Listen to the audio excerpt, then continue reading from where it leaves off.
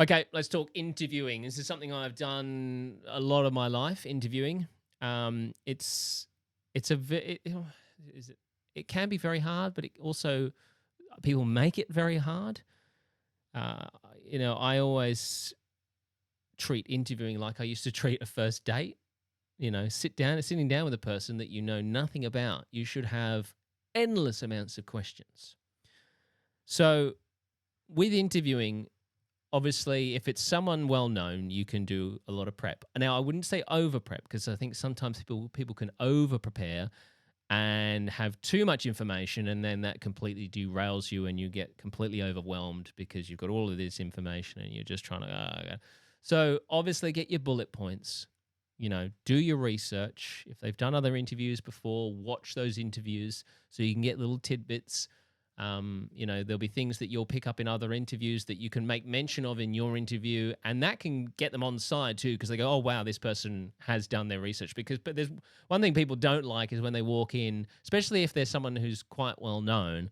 What they don't like is walking into a room where someone is just like, you know, I don't know, something happened in I've heard of interviews before where someone says, oh, that's right. I had an interview the other day on the radio. They were talking to a musician who was coming to town to do a show, and the lady doing the interview said, "Oh, are you excited to be coming to town?"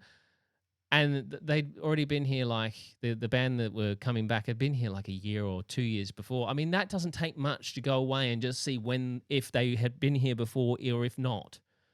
So you can simply go, "Are you excited about coming back? Obviously you're only here 2 years ago. What a quick turnaround. You must love the place." As opposed to going, "Are you excited to coming and seeing where we live?"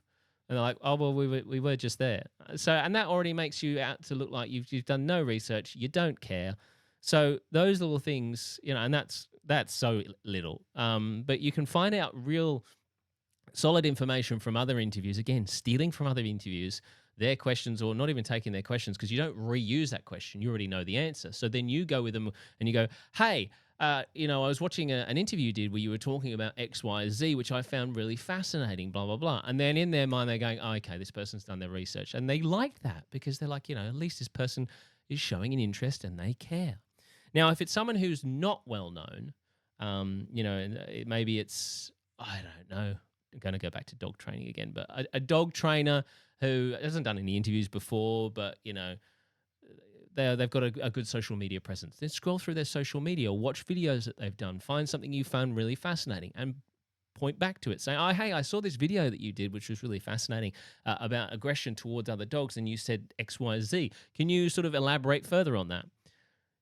So that sort of research is good. Having yourself bullet points, because you can go into a situation. Some people in it, you have two interviews. You'll have someone who gives you nothing. You'll ask them a question and they'll just give you a one word answer, and then there's silence. You're like, okay, and it's like getting blood out of a stone. I've had plenty of those interviews, and they are hard work. And then you'll have other interviews you do where you ask one question, and then the person will just start talking, and you'll have to trying to interrupt so that they go off on a tangent. So you just have to gauge that as you go. So if you're prepared and you have those list of things that you've researched, then if there is a lull in the conversation, you're not panicking, going, "Okay, where do I go from here?" You've got something to fire with straight away. And if they talk and talk and talk, then great. So number one, research as much as you possibly can, depending on who the person is. But most people, if you're interviewing them, probably have some form of presence online. That's why the internet is fantastic. You can generally find stuff about that person, whether it's the subject matter they're talking about online or them personally, whatever it might be. So do your research, but don't overdo it. Don't load yourself with so much information that you're overwhelmed. There is a happy medium. Now, taking the information you've got, and moving to the interview, don't be married to your questions. What I mean by that is, don't fixate on the list of questions that you've written out, which is because that is a detriment to your interview. So what I mean by that is, I hear this so often. People are doing an interview, and I obviously have been guilty of this in the past as well.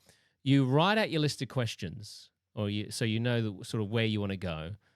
You ask question one, and then they're answering, and you're just thinking about question two. You're not listening to the answer that's being given. And this sounds like a silly thing to say, but the amount of people I hear doing an interview that aren't actually listening to the person they're interviewing is incredible.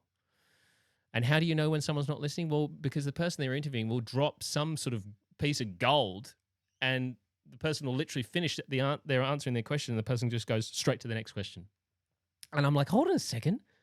They just said blah, and you've just ignored that, and you're going to keep going? So you can be so married to your questions, so desperate to get all your questions out that you miss gold. And I hear it all the time. I hear it in professional interviews. I hear it on podcasts. I hear it on radio. I see it on TV, that people are just so married to their questions and so fixated on not sort of having any silence or anything like that, that they just want to keep powering through.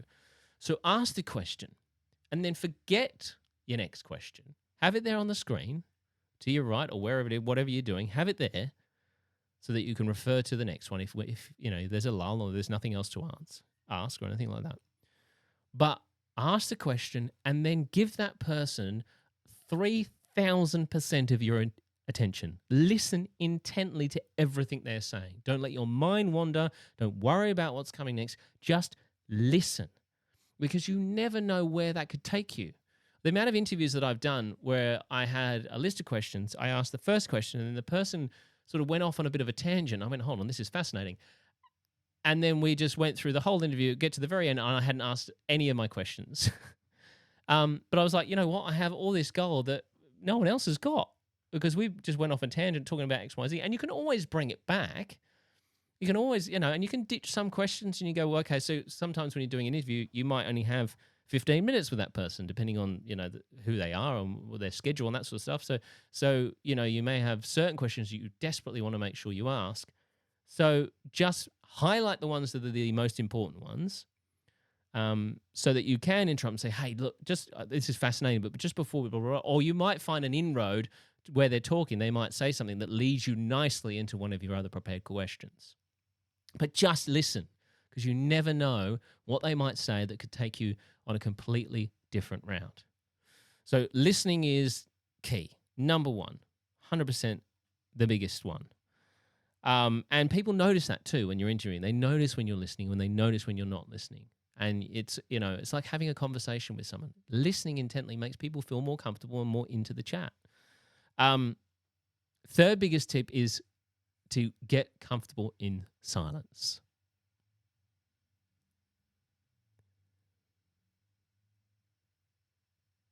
Because when there's silence, people are desperate to fill that silence. There was something I learnt when I worked in sales, was the phrase, he who speaks first loses. So generally within a negotiation, you're going to sit across the table. You can use this when you go for your next, pay rise. You go in and you say, I want X amount of dollars. And then stop. Say nothing. Let them talk. And that's the same in the interview. Like sometimes you get lulls and a quiet, and you haven't quite got the answer you want. So for instance, I actually watched an interview the other day where this lady was interviewing, I think it was Anne Hathaway. And she asked Anne Hathaway a question, and Anne Hathaway just gave a yes response. And was you could tell she didn't really want to be there. And then this woman was understandably a bit panicked and was just sort of scrambling to try and get to the next question because she kind of caught her off guard. Whereas I feel like in those situations, just sit there and say nothing. So if you ask her a question, say, I think she said, I can't remember what she said, but it was kind of a yes/no question, which is apparently that's a bit of a no-no. You never ask yes/no questions because you can just get a yes/no answer and then you got nothing. But she said, I heard that this particular period of the century that people weren't as sort of romantic as they are today. Do you think that's true? And she just went, no. And she stopped. Now, I would have paid her back in her own. I would have given her her own taste of her own medicine and just said nothing. Because I guarantee she would have filled the silence at some point. If she hadn't, makes it even more fascinating clip that's going to go absolutely viral when you two are just sitting there in complete silence.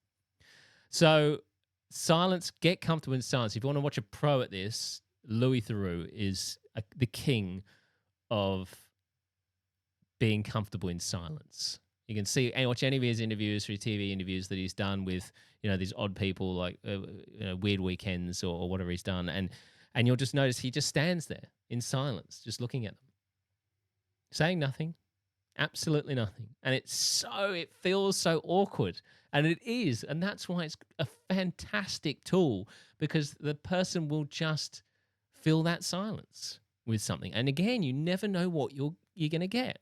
Because if you try and jump in too quickly, you might miss something. They may have been about to just give you some utter gold, and you quickly jump in with, and then the moment's gone. So just take a breath, sit back. Again, it comes back to that whole don't be married to your next question. Just relax, deep breaths, ask a question, let them answer. If you feel like there's more, just say nothing. I mean, if there's a natural end to the question, great, you move on and make it a conversation. But if you feel like they're sort of like, still thinking or, because a lot of times, like I have this with men and women I speak to who are incarcerated. Some are very quick talkers and blah, blah, blah, where others, I've had to get really used to this, and it's harder on the phone because you can't see them, you don't know what's going on.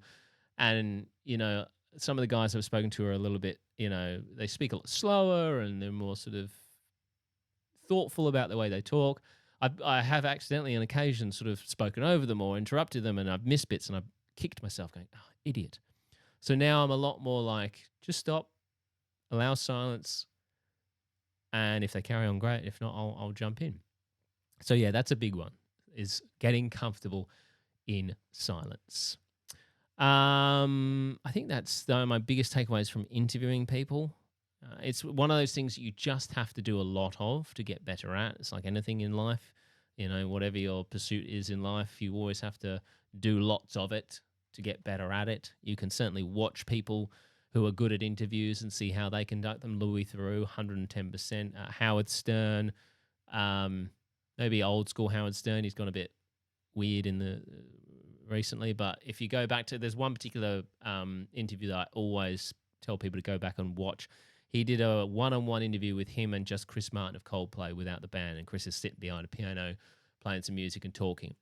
And that interview is just a masterpiece in how to interview someone, because he gets Chris to open up about things that Chris has never spoken about. And yes, he's Howard Stern, and people walk in the door kind of already like the celebrities are almost starstruck about being interviewed by Howard Stern.